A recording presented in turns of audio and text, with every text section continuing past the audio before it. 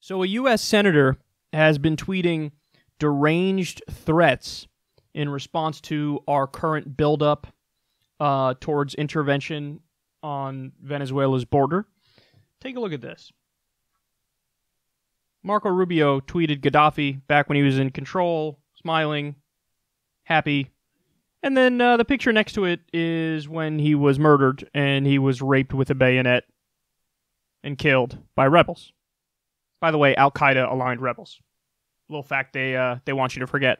Or they don't care. I don't know. But yeah, this is Marco Rubio didn't just tweet this one. He did it with a bunch of foreign leaders who the U.S. has killed or brought to justice, if you will. He did it with Noriega, and I think he did it with some others. But this was the one that really I was like, whoa. It's generally understood. It's pretty much the consensus at this point from anybody who gives a shit that Gaddafi being toppled ultimately led to worse outcomes. That doesn't mean Gaddafi was a good guy at all, but yeah, now there are open slave markets in Libya. There weren't before. And you'll notice something. None of these guys who claim to care so deeply about the Venezuelan people, or not Venezuela, excuse me, about the Libyan people, right after he was toppled in 2011, none of these neocons ever brought up Libya ever again, ever. Notice that, right? Isn't that crazy? Oh my God, I care so deeply about the Libyan people. Oh my God, I care so much about the Iraqi people. Oh, we got to topple Saddam. The second that these leaders are toppled, it's new phone. Who this? Oh, you want? Oh, you guys are struggling? Oh, I mean, I'd love to help you, but I got something I got to do with Craig and them, so I don't. Fuck off.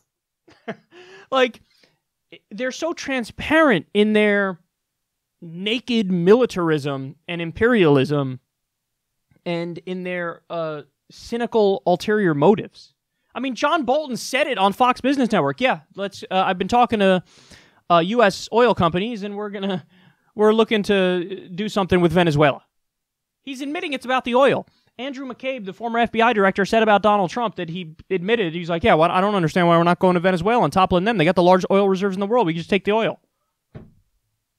So you have some people just saying, yeah, it's about the oil. And then you have other people pretending that there's still like this humanitarian facade over it when it's not about that. And you have fucking psychopathic senators like Marco Rubio tweeting direct threats to world leaders. That's what this is. This is a direct threat to a world leader. If you don't listen to us, maybe you get raped with a bayonet and maybe you end up dead. By the way, the idea of Jack, the head of Twitter, actually upholding his terms of service here, which says you can't do violent threats, and taking down Marco Rubio, banning Marco Rubio, 0% chance. You want to know why? Because there's an arbitrary carve-out for powerful people and for governments. So this will be viewed as Marco Rubio's powerful person.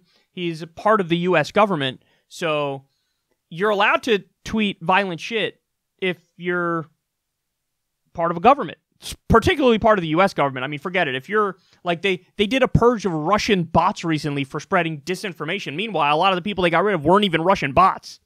So if you are an official U.S. enemy and you're aligned with that state, maybe not. We're not going to present evidence. We're just going to pull you down and not even worry about it.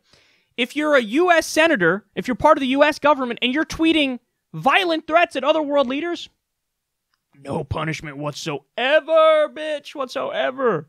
I just want everybody to know that the lie you've been fed from when you were a kid of, oh, humanitarian intervention and we care about altruism and justice, is that what this looks like? By the way, you're supposed to believe in due process as a matter of principle. It's not about like, oh, let's throw it out when it's inconvenient because this is a really bad person. No, by that logic, then we'd never have a court case when it's a rapist, or we'd never have a court case when it's a murderer because they're really bad people. So no, you have the process in place as a matter of principle because that's what civilized people do. We say, oh, here's a process to try to determine and ascertain whether or not this person is guilty or innocent, and they have their day in court. That's what enlightened people do. Marco Rubio's like, fuck that shit. raped with a bayonet, and murdered if we deem you an official state baddie. So get used to it, because that's justice around these parts. Again, it's hard for me to wrap my mind around this. Imagine being an elected U.S. Senator from Florida, and you spend just the past week and a half, trying to topple a foreign government that has nothing to do with you. Like, all he's been doing is tweeting deranged threats and tweeting propaganda and building up to war. Again, the same people who don't give a shit about Americans in Flint, Michigan, who are being poisoned right this second, are the same people who are pretending to care about Venezuelan civilians, who we're also sanctioning, by the way, and hurting that way. And then we pretend to send in aid from Elliot Abrams, a dude who fucking sent guns as aid, pretending it was aid. It's all so cynical and so gross. And the fact that anybody plays along with it and thinks like, really, this is the guy who is going to be a humanitarian hero? The guy who's tweeting out the fucking pictures of Gaddafi bloodied, about to be raped with a bayonet? That's a guy who cares about humanitarianism? And then they wonder, oh, why won't Maduro accept U.S. aid? He's accepting everybody else's aid, but he's not accepting U.S. aid. I wonder why. Well, maybe it's because this is the ideology behind the people who are sending the aid. They want him dead, and they want him dead ASAP, and they want regime change ASAP, and it's got a hell of a lot more to do with those oil reserves than it does about innocent civilians' lives. So he is a piece of shit, he is. And he's a bloodthirsty neocon maniac, and you gotta call it what it is. This is unacceptable, and this is sheer lunacy.